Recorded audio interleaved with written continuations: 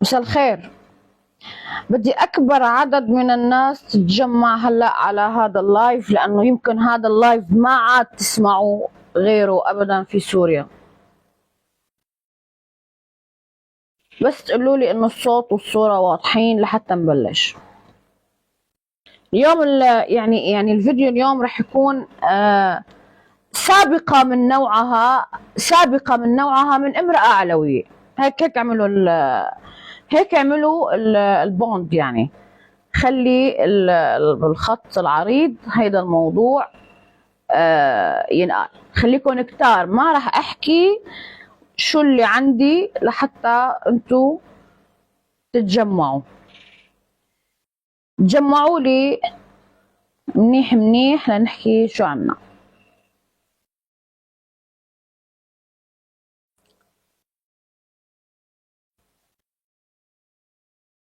واهم شيء انكم تقولوا لي الصوت والصورة واضحين.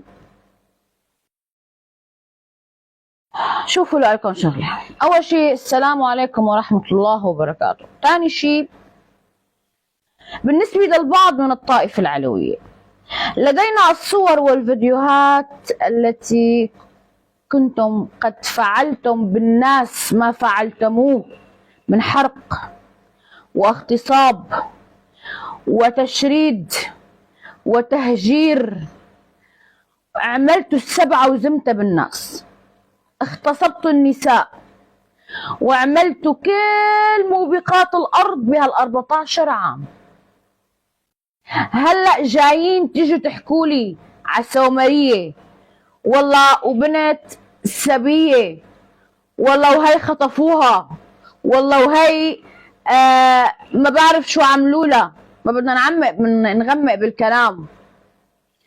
14 سنة وانتوا راكدين ورا واحد اهبل حمار غبي خلاكم تتهجروا وتتشردوا وتموتوا كرمال كرسي خشب ليقعد عليه. شوفوا، انا في كلمة رح اقلكن اياها، طول ما انا عايشة ما رح اترككم.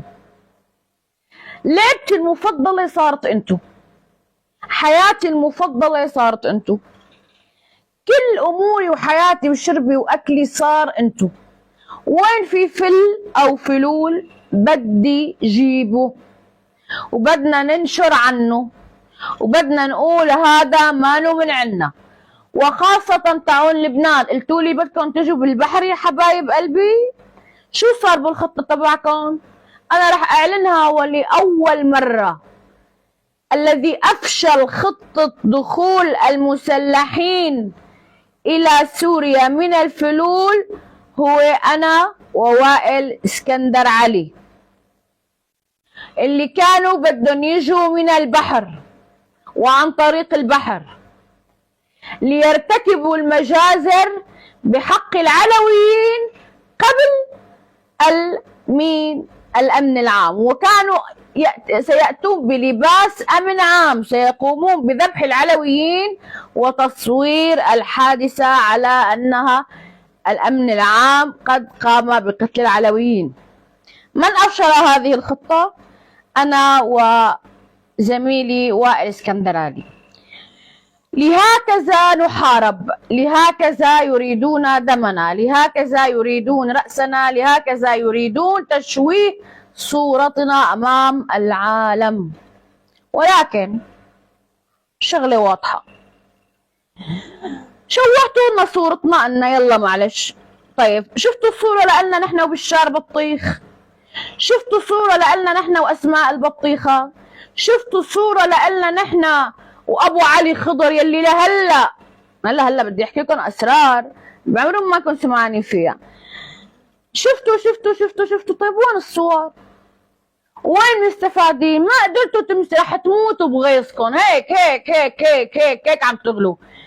كيف بدنا نتعامل معنا دوائر؟ جيناهم بالقتل وبالترهيب ما مشي الحال، جيناهم ب انه ننشر عليهم وعلى اهلهم ما مشي الحال، جيناهم بالاغتيال الله سبحانه وتعالى ما عم بمشي الحال. شلون بدهم يعملوا؟ انا بقولكم. شوفوا يا احبابي، الخطة كانت الدخول الى سوريا من لبنان الى سوريا عن طريق البحر، ومن افشلها هو وائل اسكندر علي وندى عدنان مشرقي، والجميع يعلم بذلك، حتى الدولة تعلم بذلك، لأننا لم نعطي المعلومة لشخص مارق على الطريق، أعطينا المعلومة للدولة السورية، والدولة السورية تصرفت. ومن فترة كان السيد وزير الدفاع في البحر، وكانت الرسالة واضحة وصريحة لمن يفكر أن يأتي عن طريق البحر من خلال لبنان. طيب، اللي هلأ عم بيسبوا ويحكوا ويشيلوا ويعملوا، طيب هني وين؟ أنا بقولكم هني مين؟ هني أتباع شخص جديد ظهر إلى الشاشة يدعى غدير بشير، وهون فتنة بالعميق. لما اللي بقولكم غدير بشير يعني دولة عميقة لإحدى الدول المجاورة لسوريا، الأزرق، سمعانين بالأزرق أكيد. غدير بشير الآن يقوم بالإشراف على جميع الصفحات، ولديه أدوات على الأرض. كل علوي يقوم بمبادرة أو على سبيل المثال بحب، يعني أنا مثلا بدي يجي مثلا أقول له لشخص خيو هاي وردة، أنت سني أنا علوي بدي يهديك وردة على، يعني شوفوا لوين عم بيدققوا بهذا الموضوع. شو بيعمل غدير بشير؟ بياخد اسمه بحطه على الفيسبوك، بيقول له ستغتصب أنت ونسائك، ستقتل أنت ونسائك، ستسبى أنت ونسائك، ويفضحونه. ليش؟ لأنه قدم ورقة أو قدم عفوا مبادرة ووردة لجاره أو للأمن العام.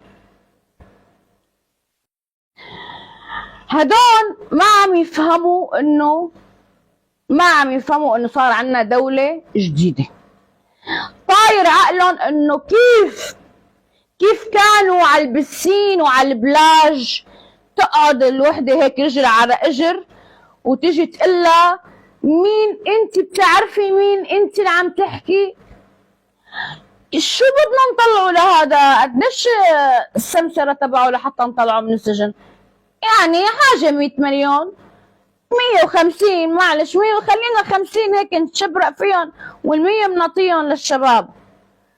هدول مو كنتوا تعملوه؟ مو كنتوا تساووه؟ مو كنتوا انتوا؟ ليش انتوا ايه كنتوا طائفة؟ طيب انا هلا وعلى تحدي، اذا قام لا سمح الله السيد الرئيس بإصدار قرار فيدرالية في الساحل السوري، أول من سيقتل بعضهم هم العلويين. والله إذا قامت الفيدرالية أو التقسيم، أول من سيقتل يعني سيتم الاقتتال ما بين مين؟ ما بين العلويين. لماذا؟ لأننا جميعا نعرف لماذا، لأننا عشائر، وبين هذه العشائر لا أحد يحب الثاني. وإذا بدكم أفضح لكم قصة أكثر من هيك قولوا لي لحتى أفضح لكم قصة أكثر من هيك.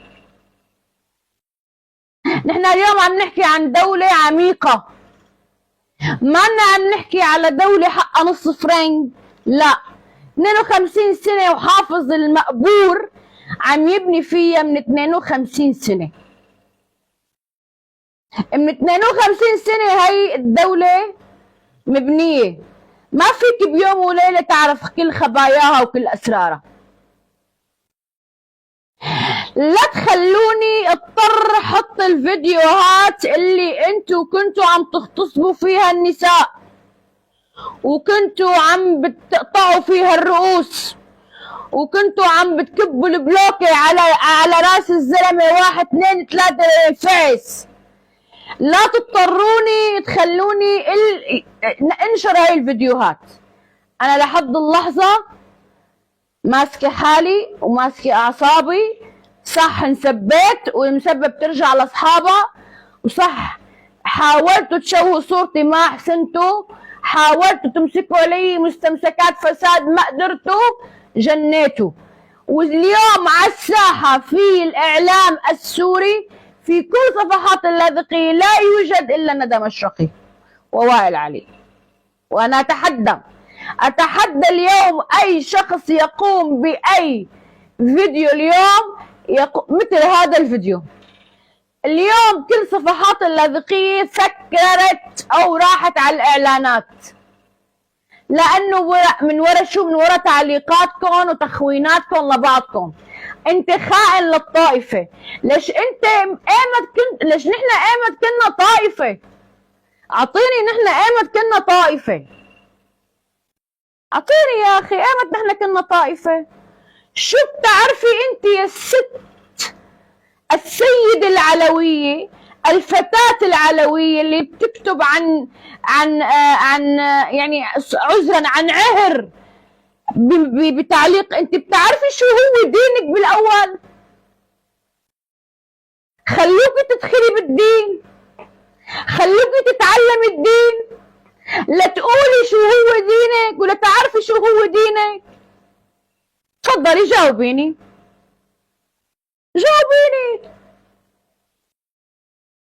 قولي لي يلي انت عم بتسبي ليل نهار على انه العلوية مضطهدين والعلويين يقتلون والعلويين يشردون والعلويين يسبون النساء و الى اخره. طيب وعم تدافع عن دينك، انت شو بيعرفك بدينك العلوي؟ بيعلموك الدين العلوي؟ هالعلويين يعلمونك الدين العلوي؟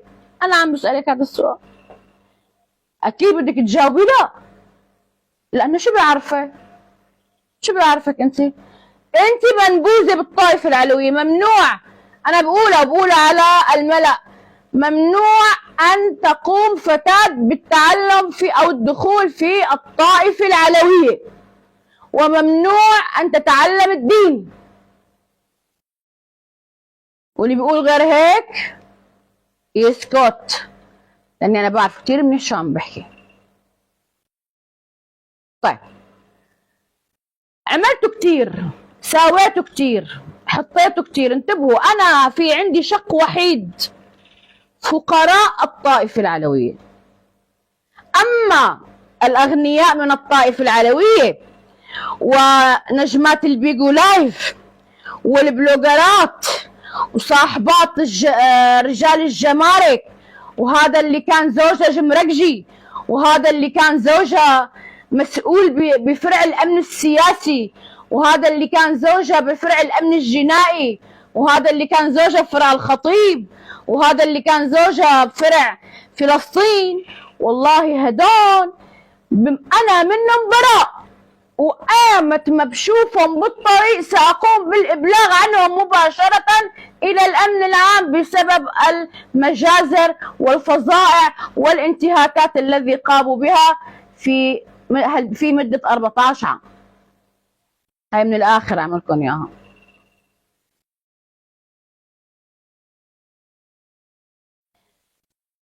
فيا بنتي يا حبيبتي يا قطقوطة يا صغيرة، تمام، لا تكتبي شيء انت ما بتعرفيه. يعني انا هلا اذا قلت لك عين ميم سين شو بتعرفي منه؟ انت هلا كبنت علوية طالعة عم بتدافعي عن الدين العلوي، على راسي بتدافعي عن الدين العلوي لما اللي انت بتشوفي غلط بالدين العلوي وبتكوني دارستي للدين العلوي. اما لما بقول لك شو معناتها عين ميم سين بتقولي لي والله ما بعرف، بقول لك لك اخرسي، بقول لك اخرسي. ليش؟ لانه انت منبوذه بهي الطائفه. الدين العلوي الحقيقي ليس ما ترونه اليوم في الشارع. الدين او تعليقات على الفيسبوك. الدين العلوي الحقيقي ذهب ولم يعد، ذهب ولم يعد. ووالله لو قام الآن سيدنا علي كرم الله وجهه لقطع 80% من رؤوسكم.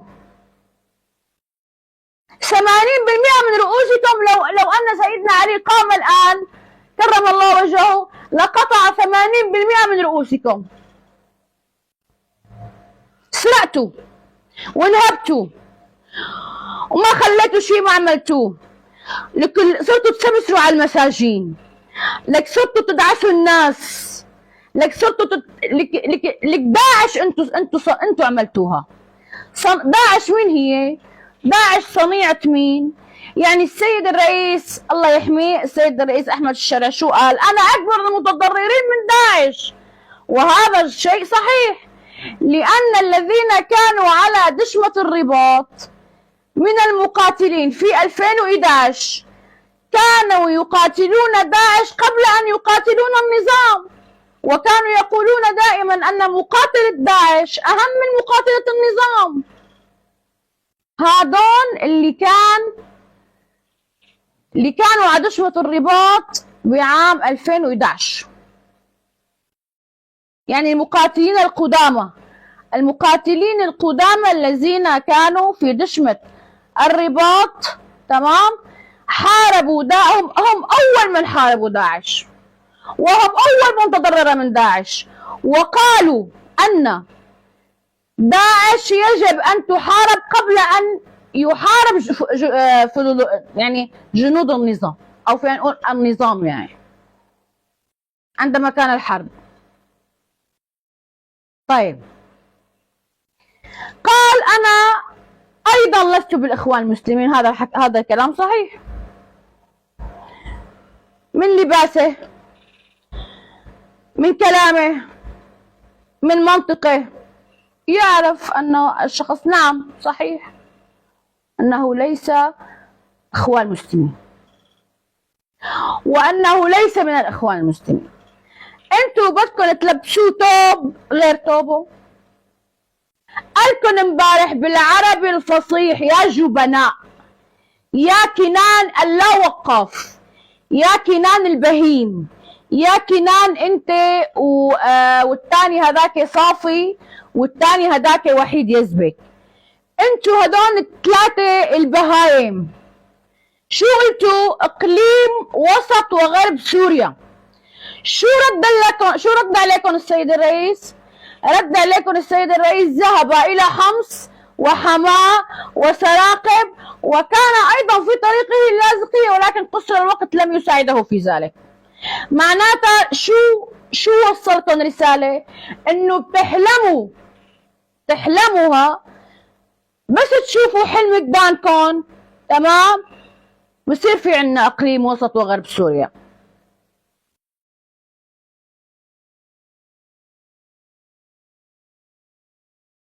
في عندي من الاسرار كتير، والله عندي من الاسرار كتير، والله اذا لم تنصتوا وتسكتوا وتخرسوا، هاي بالعربي المفشكل، لانه تعليقاتكم صارت، اسمعوا، بوستاتكم وتعليقاتكم صارت عم تأذي الناس الفقيرة من الطائفة العلوية، لانه العالم عم بتراقب سوريا اليوم، كل العالم عم بيراقب سوريا اليوم، كل أجهزة المخابرات اليوم عم بتراقب سوريا، كل أجهزة المخابرات اليوم على أرض سوريا وتراقب سوريا وما يجري في سوريا.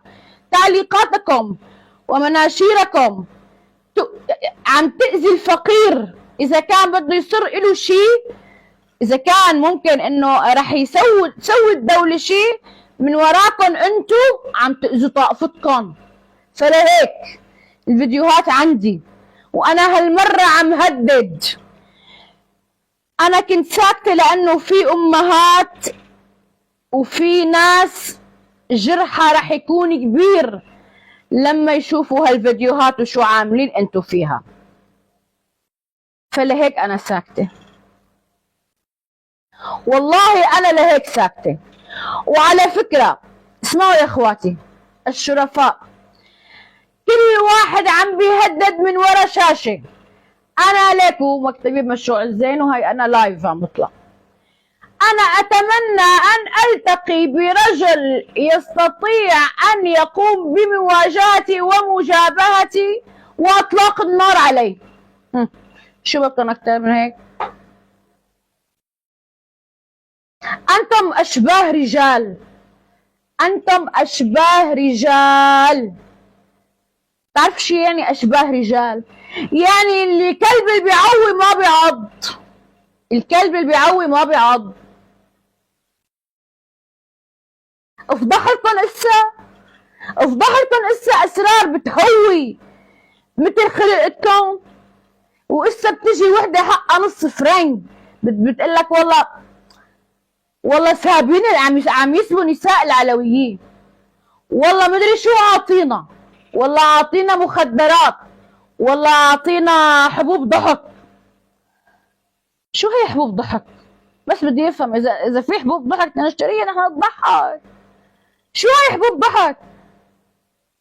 شو هيدي حبوب ضحك؟ انا وين عم تقلي انا وين؟ انا ندى عدنان مشرقي في مشروع الزين اللاذقية شارع بدوي الجبل. شو هسه بدك اكثر من هيك؟ وانا لايف، وهاي الباب اللي بفتح لك اياه وانا لايف. انتم اشباه رجال لا تستطيعون المجابهة ولا المواجهة. انتم بس تشوفوا ورات الامن عم بتشخ وبتيابر عن بعد 100 متر. ليش؟ ما بعرف. لا انا بقول ليش، لانه من كتر ما انكم عاملين بالماضي، من كتر ما بتعرفوا حالكم انتم شو عاملين بالماضي، بس تشوفوا رت الامن عام جاي من بعد 100 متر بتروحوا بتتخبوا بالبراري مثل الفيران. ليش؟ انا ماني عامله شيء. اهلا وسهلا بالامن العام، اهلا وسهلا باخواتنا، لاني انا ماني عامله شيء. اما اللي عامل شيء واللي قاتل والمغتصب واللي مسوى واللي ما بعرف شو، والله بده يخاف، والله بده يخاف من الامن العام. على كل حال يا غزال يلي عم بيقولوا انه انت عند الازرق، هاد مستواك خائن للبلد.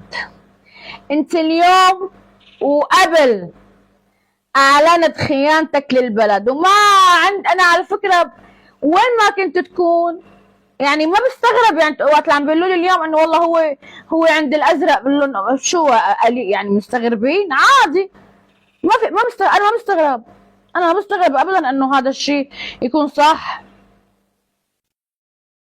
14 سنه عملتوا ما بينعمل لك.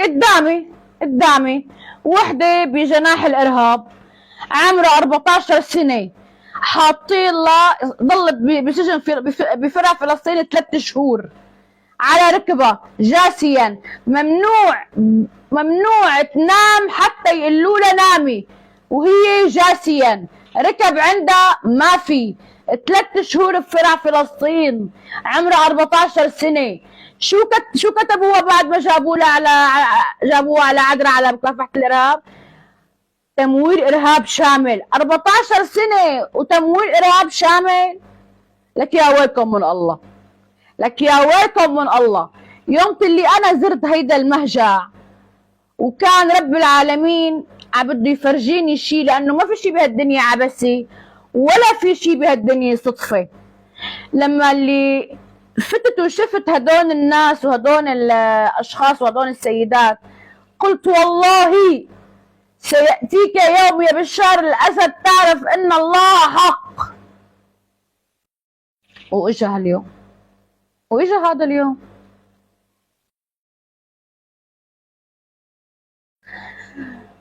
تعرفوا هلا إذا السيد الرئيس بيعطيكم أمر فيدرالي شو بصير فيكم؟ تعرفوا إذا هلا السيد الرئيس بيبيعكم وبيقسم الساحل السوري وبيعطيكم اقليم الساحل السوري، شو بصير فيكم؟ تقتلوا بعضكم، لانه هذا اللي بده حي، وهذا اللي بده كاف، وهذا اللي بده نون، وهذا اللي بده ميم، وهذا اللي بده خاء. بنحكيهم ولا بنضل ساكتين؟ فكرين ما بنعرفكم؟ يعني ما بنعرفكم انتم مين، ما بنعرفكم شو عملتوا بالبلد، ما بنعرفكم شو ساويتوا بالبلد. ليش جانين؟ ما عاد في بقى مصدر رزق مثل الاول، لا عاد في سرقه مثل الاول، لا عاد في مين تظلموا مثل الاول، لا عاد في تقولوا له من بتعرف مع حالك ما من عم تحكي. ولا ما عاد عندكم هدول كلهم. فطبيعي اني انا اشوفكم بهي الهجمه الشرسه. والحقيقه لو ان هذه الهجمه الشرسه علي لم تكن فانا لا اسير في الطريق الصحيح.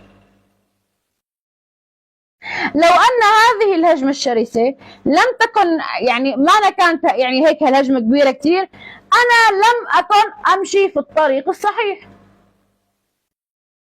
اذا انا بعرف حالي عم بمشي في الطريق الصح، انا عم بمشي بالطريق الصح. مثلا هيدي ريم بيطق، طبعا انت عم بتسبيني، قلت لك كلمه شو هي العين ميمسي؟ قولي يا اختي ليش خجلانه؟ ليش خجلانه؟ قولوا شو هو دينكم، قولوا على شو دينكم مشيان.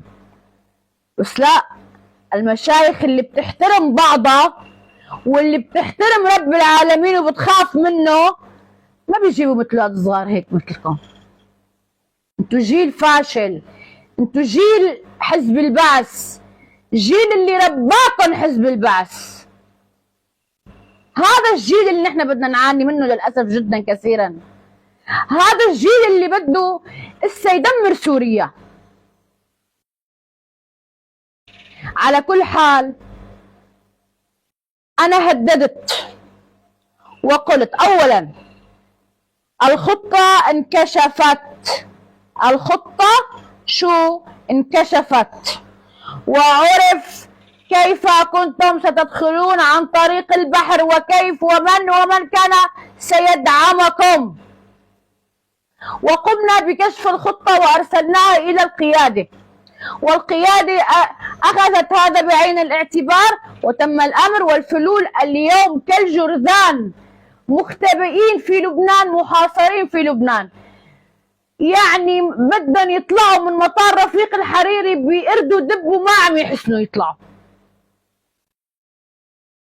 ثاني شيء ولا اختم فيه بقى هذا بس مباشر، سيفياتكم كلها عندي، من اعضاء مجلس المحافظه للامنيين للقياديين، لا توصل فيها لوين ما بدك.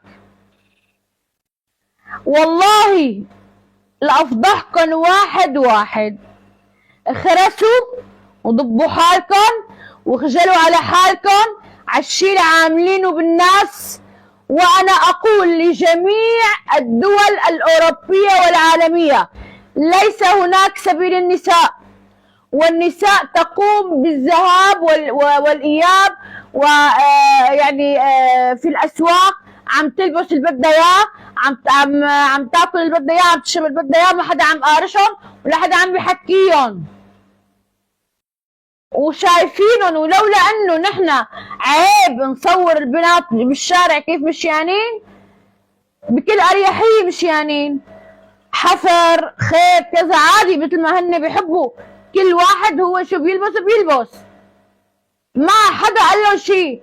ليس هناك خطف للنساء وليس هناك سبيل النساء، ولكن هناك مجرمين يجب أن تنطبق عليهم العدالة الانتقالية يا سيادة الرئيس،